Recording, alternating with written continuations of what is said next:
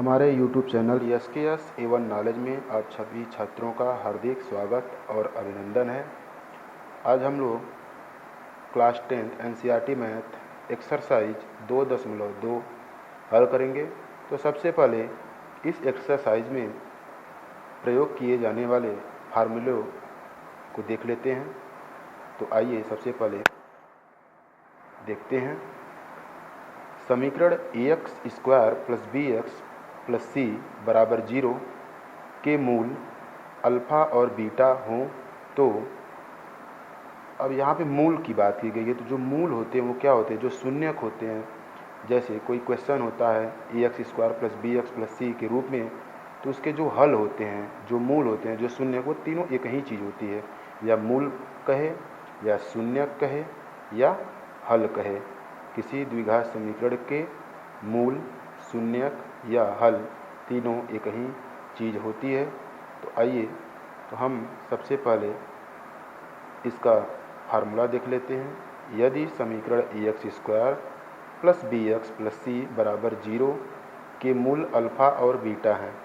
मूल मतलब हल। अगर कोई द्विघात समीकरण दिया गया है तो उसका हम गुणनखंड करते हैं, तो जो दो मान आता है वही अल्फ़ा और बीटा है। ठीक है।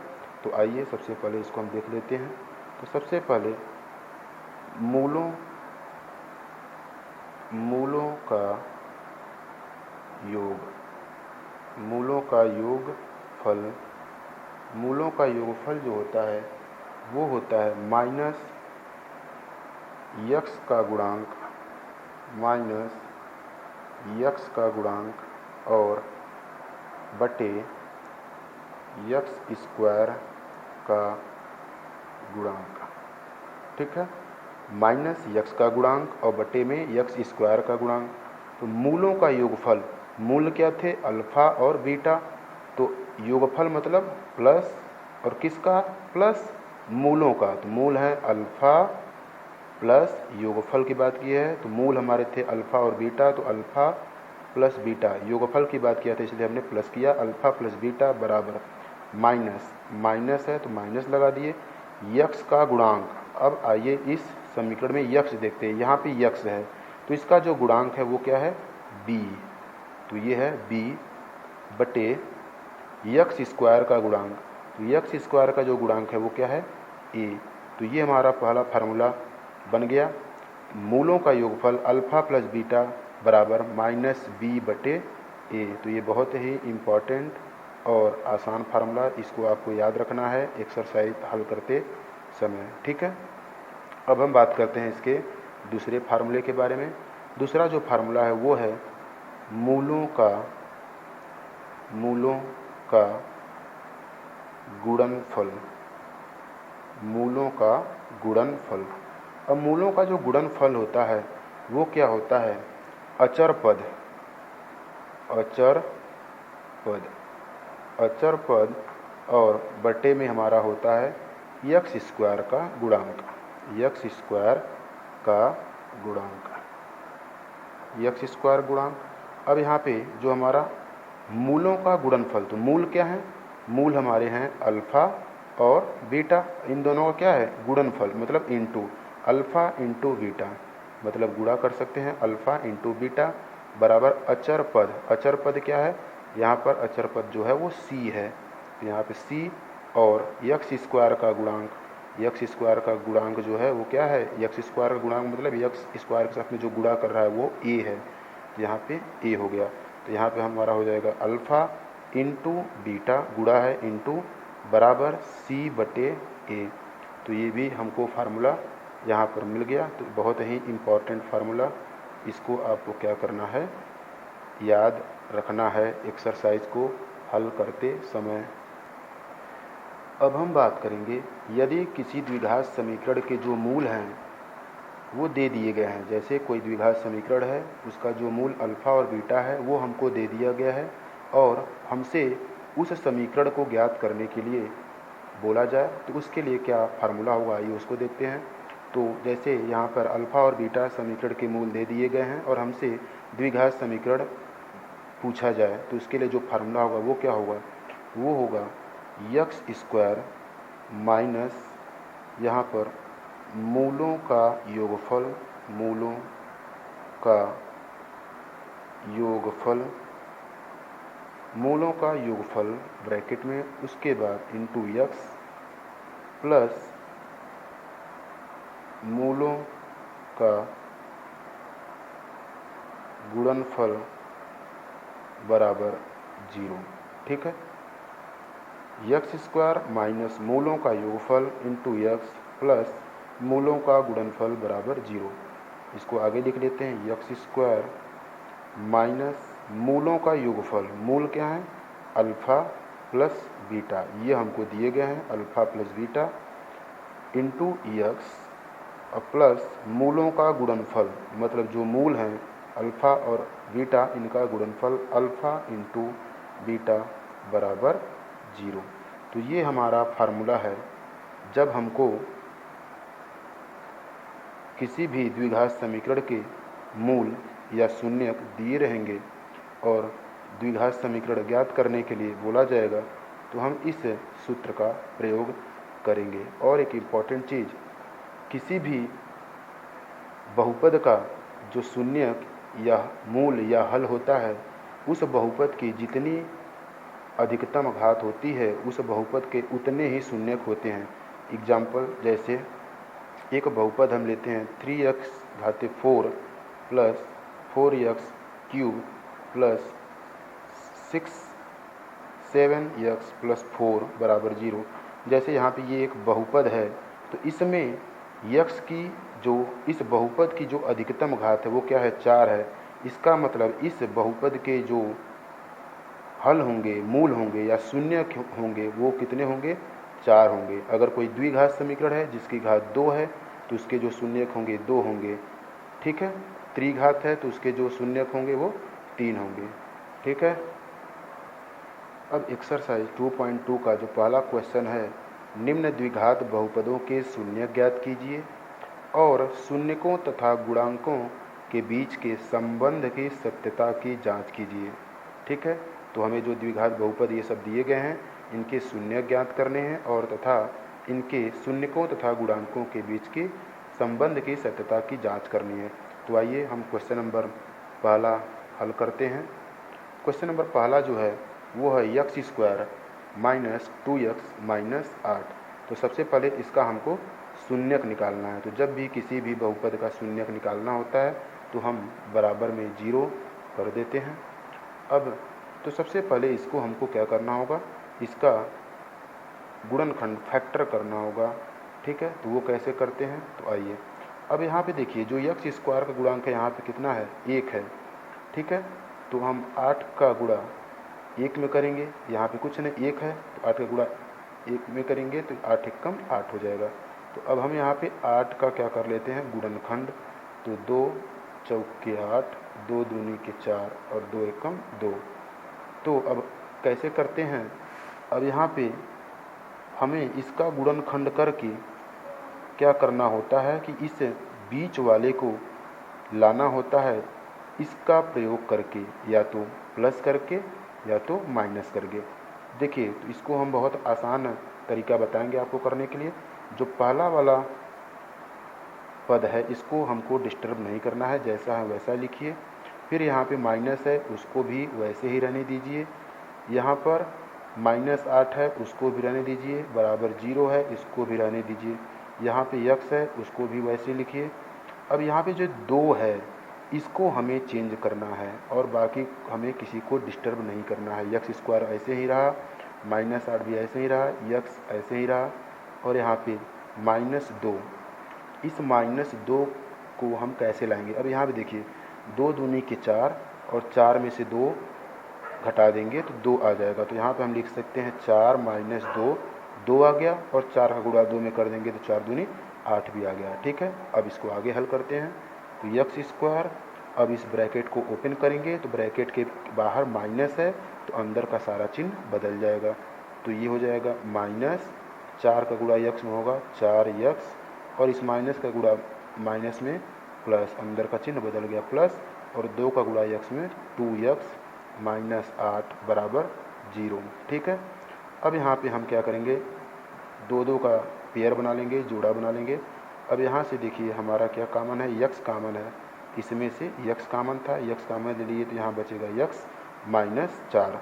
और यहाँ से क्या कॉमन है, यहाँ पे 2 कॉमन है, तो ये भी हो जाएगा यक्स माइनस 4 बराबर 0। तो देखिए दोनों ब्रैकेट के जो मान आए हैं यक्स माइनस 4, इसका मतलब जो हमारा गुणनखंड है वो बिल्कुल सही है। अब यहाँ से हम एक को कॉमन ले लेंगे, यक्स माइनस 4, ठीक है, और जो दूसरा वाला होगा वो यक्स और यहाँ से प्लस 2, मतलब दूसरा वाला हो गया यक्स प्लस 2 बराबर 0। तो यहाँ से एक बार हमारा होगा जब यक्स माइनस 4 बराबर 0, तो यक्स का मान आ गया 4, ठीक है। और दूसरा जब लेंगे जब यक्स प्लस 2 बराबर 0, तो यक्स बराबर हो गया माइनस 2। अब देखिए ये हमारा एक 2 घात वाला बहुपद था, इसका जो अधिकतम घात था 2, तो इस बहुपद के जो हल आए वो भी केवल 2 आए हैं, एक 4 आया और एक माइनस 2 आया, ठीक है। तो जिस भी बहुपद के अधिकतम जितनी घात होगी उस बहुपद का उतना ही शून्यक या हल होगा। यहाँ पे 2 घात थी अधिकतम, तो यहाँ पे इसके 2 हल आए। अब देखिए, अब इसके शून्यकों तथा गुणांकों के बीच के संबंध की जांच करनी है। तो हमने पीछे फार्मूला पढ़ा था, अल्फ़ा प्लस बीटा बराबर माइनस बी बटे ए। अल्फ़ा प्लस बीटा क्या था, मूलों का योगफल बराबर माइनस बी बटे ए। तो अल्फ़ा और बीटा, तो जो ये पहला मान है ये अल्फ़ा का मान और जो दूसरा मान है ये बीटा का मान। तो अल्फ़ा का मान हम रख देते हैं 4 प्लस बीटा का मान जो है वो माइनस 2, तो ब्रैकेट लगा के माइनस 2, ठीक है। तो ये हमारा आ गया 4 और माइनस 2, तो ये plus minus minus 4 plus minus minus और 2, 4 में से 2 जाएगा, 2 आ गया। अब इस तरीके से इसको हल कर लेते हैं। माइनस बी, तो माइनस तो फार्मूले में है माइनस। अब बी के लिए हमको कहाँ पे जाना होगा, यहाँ पे देखना होगा, हमें इसकी तुलना कर देनी होगी a x square plus b x plus c बराबर 0 से। तो यहाँ से जो b का मान होगा वो क्या हो जाएगा, देखिए यहाँ पे x है यहाँ भी x है, तो जो b का मान होगा वो क्या हो जाएगा माइनस 2, ठीक है। तो जो b का मान होगा वो क्या होगा माइनस 2 बटे में a का मान, a का मान जो होगा वो क्या होगा, यहाँ पे एक्स स्क्वायर यहाँ भी एक्स स्क्वायर गुणांक यहाँ पे कुछ नहीं है, तो a का जो मान होगा वो 1 होगा। तो यहाँ पे 1 होगा, तो 1 का भाग माइनस 2 देंगे तो ये कितना आ जाएगा, देखिए यहाँ पे b का मान तो माइनस 2 था, लेकिन हमारा फार्मूला में भी माइनस होता है, तो ये क्या हो जाएगा माइनस, तो माइनस माइनस हो गया प्लस, तो ये आ गया 2, ठीक है। तो 2 बराबर 2, इसका मतलब इसके जो मूलों का योगफल शून्यक तथा इसके गुणांकों के बीच की जो जांच है वो सही है। देखिए यहाँ भी 2 और ये भी 2 आया, ठीक है। तो आइए अब इसका क्वेश्चन नंबर 2 करते हैं। इस क्वेश्चन है 4s square minus 4s plus 1 बराबर 0। तो इसका हमें शून्य ज्ञात करना है, तो सबसे पहले बराबर 0 कर दिए। अब देखिए यहाँ पे जो यस स्क्वायर का गुणांक था वो 4 है, यस स्क्वायर का जो गुणांक है वो 4 है। तो सबसे पहले इस गुणांक जो है वो 4 और इसका 1 का गुणा करेंगे तो कितना आ जाएगा 4 और 1 का गुणा हम कर दिए तो 4 आया। अब इसका गुणनखंड करेंगे तो 2 दूनी के 4 और 2 एकम 2, तो इसका जो ये गुणनखंड आया है, अब इसकी सहायता से हमें ये बीच वाला पद को, बीच वाले मान को लाना होगा। तो हमने जो नियम बताया था, पहले वाले मान को और आखिरी वाले मान को हमें डिस्टर्ब नहीं करना है, वैसे ही लिखना है। ये माइनस का चिन्ह है, इसे भी ऐसे लिखना है। यहाँ पे यस है, इसको भी ऐसे ही लिखना है। बस हमें जो 4 है उसे क्या करना है, डिस्टर्ब करना है। अब देखिए 4 कैसे आएगा, तो देखिए इसका जो गुणनखंड है वो 2 और 2 आया, तो 2 का गुणा 2 में करेंगे तो ये 4 भी, 2 और 2 को जोड़ेंगे तो 4 आ जाएगा, और 2 का गुणा 2 में करेंगे तो ये 4 भी आ जाएगा, ठीक है। तो हम क्या करना होगा, 2 प्लस 2, तो हमें 4 मिल गया, और 2 प्लस 2 4 हो गया, और बाहर माइनस, तो माइनस था, सही है। अब इसको हल कर लेते हैं, तो ये हमारा हो जाएगा 4s स्क्वायर।